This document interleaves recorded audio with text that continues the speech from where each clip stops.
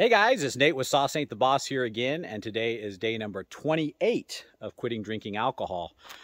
Today I'm out here hiking on the Cathedral Hills trails just outside of Grants Pass, Oregon, and all this land is owned by the Bureau of Land Management.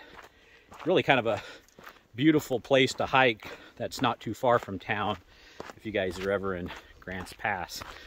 Anyway, today I wanted to talk about who you are after you quit drinking alcohol.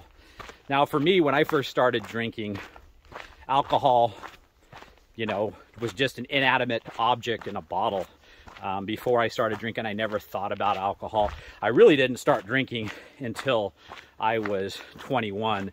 I snuck a drink of beer here or there when, my dad had one of those Lucky Lager 40s sitting in the fridge, and he'd drink a quarter of it or half of it. My dad was not much of a big drinker, but he, during the summertime, would occasionally drink beer, and he'd leave part of that 40 in there, and I'd take a hit, and it tasted like swill back then, and we trick ourselves into believing this is somehow, a good thing, or that real men drink beer. And so that's kind of what starts to happen as you drink it. You identify with it as being something that makes you a man, or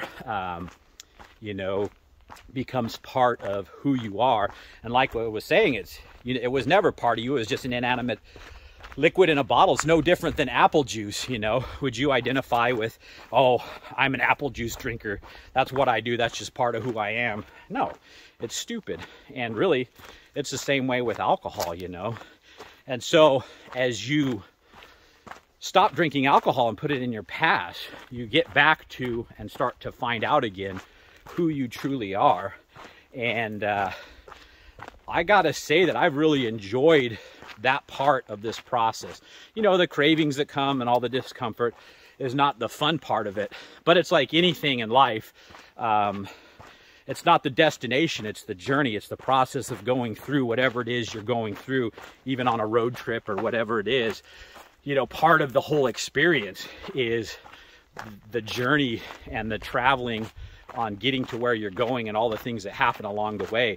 And some are good, some are bad, some are discomfort, produce discomfort, and some are true joy, And finding out who I am again without alcohol has been one of the most rewarding parts of this whole thing.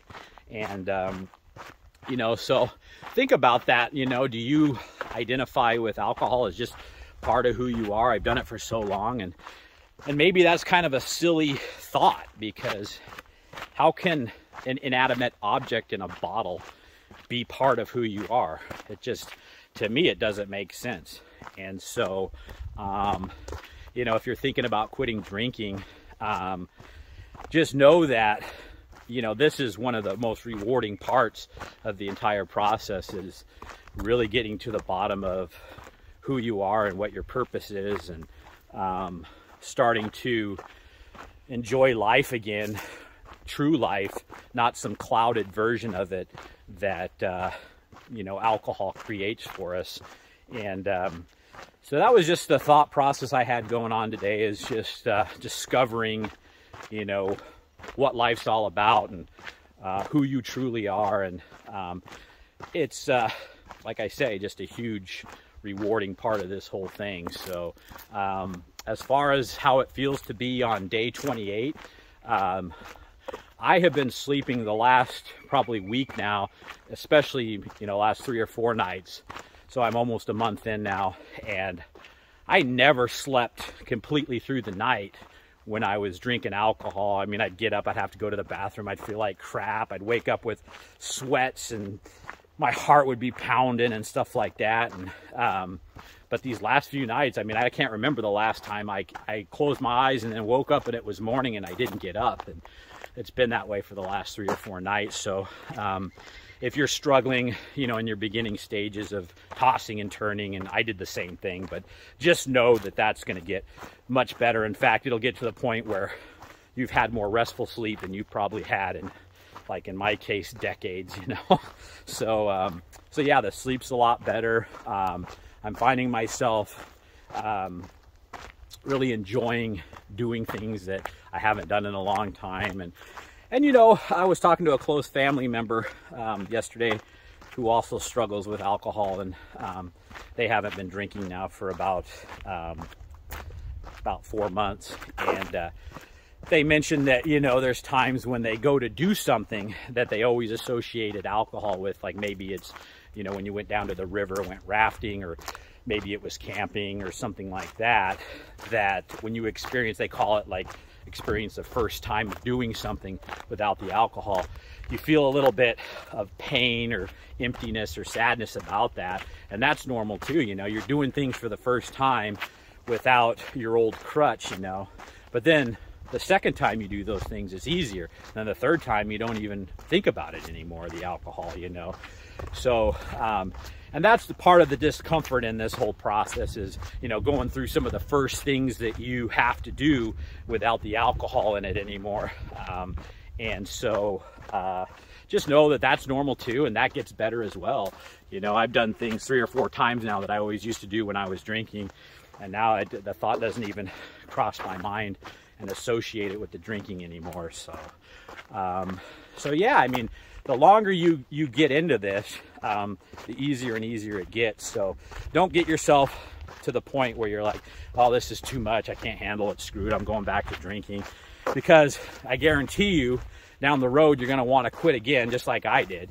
You know, you go back to drinking and then you find yourself in misery again, and then, oh, I gotta quit again. And I wish I had just not gone back that last time, that one day I had that craving and I gave into it. Now here I am starting all over again.